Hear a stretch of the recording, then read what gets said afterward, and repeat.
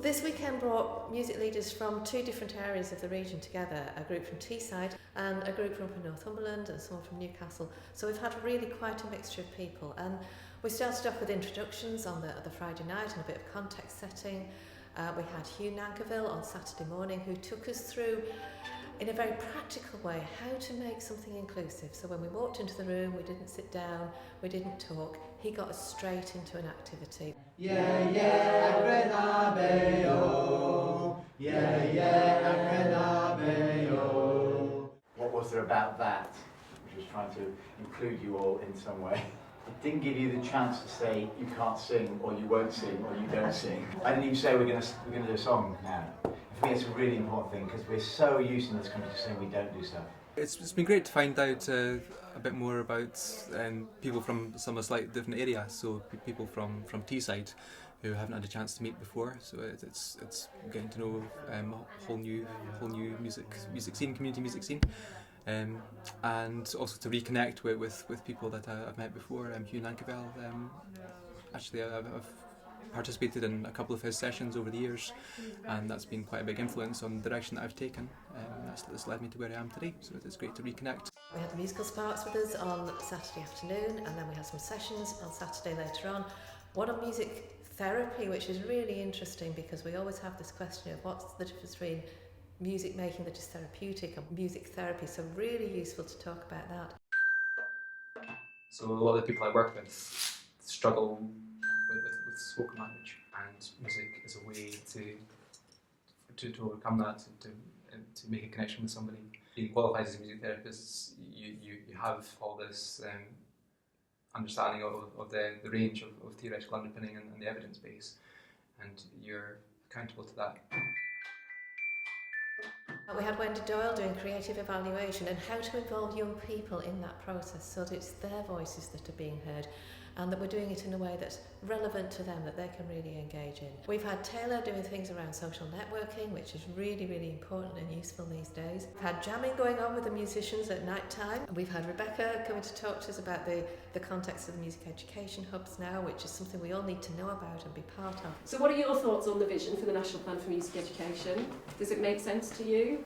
How do you think hubs, and I mean hubs, the partnerships, how can the partnerships work to ensure children's music education needs are met?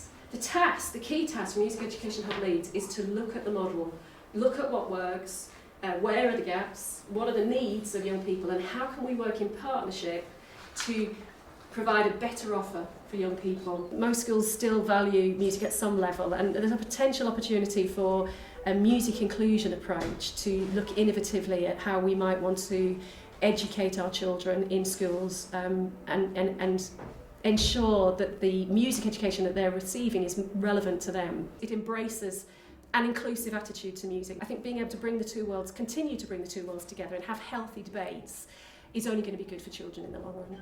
But the highlight for me has been Sunday afternoon, because we took for this weekend the idea of what makes a musically inclusive performance. We thought it was a way of focusing down on these issues because it's a big field, there's lots of things we could talk about. But we in Musing at least are finding out a lot of the groups, the young people's groups that are involved, are getting to the point where they want to perform, and that brings with it all kinds of questions. So this weekend really specifically is focused on engagement through performance, and we've tried to look at two things, which is performing young people themselves, how they perform and exhibit the work that they do, the build up to that and what their involvement in that might be. But also we've looked at working with the practitioners who've attended the weekend and looking at how they see themselves as performers. So what skills are required to engage young people? Often you need to be a performer yourself. They are performers, but sometimes they might see their gigs they do at the weekends and all that kind of a thing as quite a separate part of their life, whereas in fact it's all interwoven really. And so what we were trying to do was to make the point that in order to engage as a practitioner, you also need to perform. I have some reservations about it because I've got a group with quite complex needs. Some of them have got mental health issues, and I I have concerns that they're going to be, how they're going to cope with the pressure of such a big performance. But I've given it some thought, and I think that it's come from the young people. The young people want to do it, so I'm going to do all that I can to make this happen for them.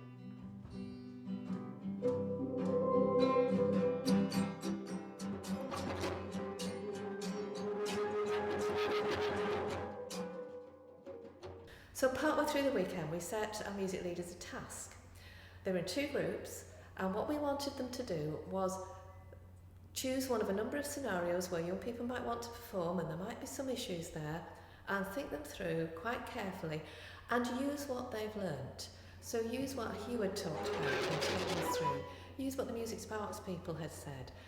Think about, is it therapy, is it therapeutic? All these ideas, all the things they've got from each other. We've had warm-up games, so is there something in there that they might want to incorporate into their thinking around how do we prepare young people so the experience of performing is really positive for them. But the twist was that they couldn't send us a PowerPoint presentation at the end. They couldn't stand there with a flip chart. They had to do it in the form of a musically inclusive performance. A really experienced pan player, she's a young person, and she's very confident and very warm, and so for every rehearsal leading up to the performance, Harriet and Jimmy are going to be working together, and they will be together on the stage as well. I'm really looking forward to the group task because I think it's great again to share ideas and to perform, because I find performance can be I find it quite nerve-wracking myself, so I think it's going to challenge me as well, and hopefully I'll feel more confident. Really rose to the challenge, and I think these performances this afternoon have been insightful, they've been thoughtful, they've definitely drawn on the things that we've learned this weekend and the things that have happened. I've got all sorts of little elements coming in there, and most of all they've been really fun and really good performances, and I think that celebrates these people as musicians as well as music leaders. What I'm trying to do is to develop myself as a community music leader, and sometimes when you're doing that type of stuff it can be frustrating. You can hit walls and you wonder, well, where am I going, where's the next page I come from, how am I going to pay my rent? I've never done it before. Hey, listen, what happens if we lose? I'll get help, Mum and mates. They'll be laughing at me. I mean, they do anyway, but no. What we need is a chance. And then some of the things you have to think, well, where do I get my fuel from to keep going? But when I think events like this, that is the fuel, I'll go away and over time I'll reflect more on what I've learned. You've learned something, you've delivered workshops, or you've been part of workshops, you've delivered a performance, and it's fuel for the spirit.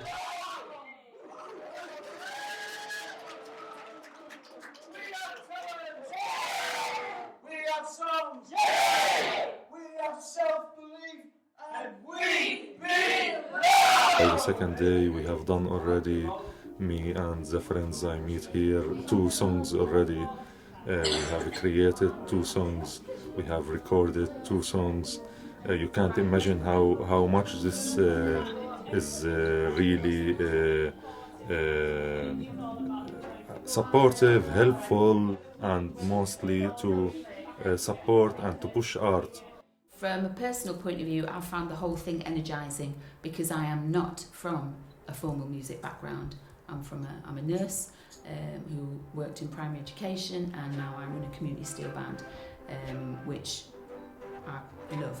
But to meet all these other people and hear all their different journeys, I think has just reinforced for me the fact that it is achievable.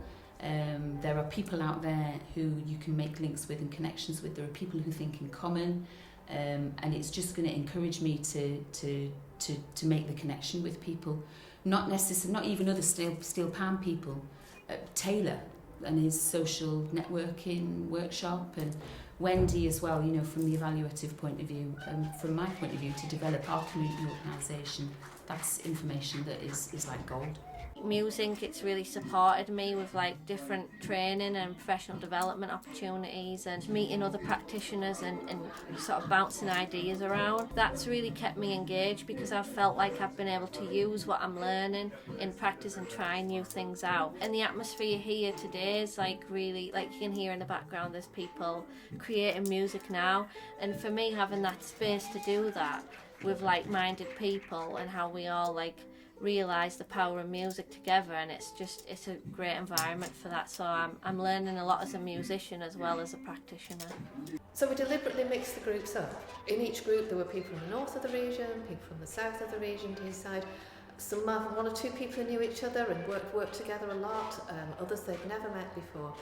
And this actually put them in a position that young people are often in, that they come into a project, they come into a group, they want to make music, they like the idea of performing, but they then have to form relationships with the other young people in the group. There may be disagreements, there may be people there they don't like, they may have to negotiate about what they're going to do. So it was almost putting the music leaders in the same situation in a very concentrated way, because they only had about 24 hours to do this. And I think in those final performances we do see how they work together and produce something very convincing.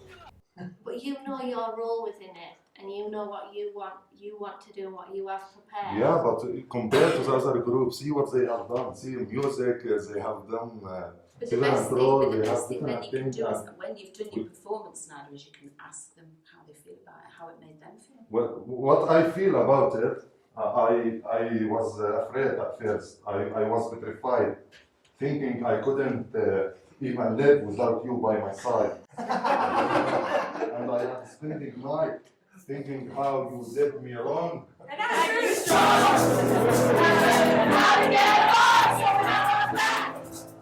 It's easy to forget what we're asking young people to do, to perform, to write songs, to stand in front of their peers and do things that we kind of forget how challenging that can be.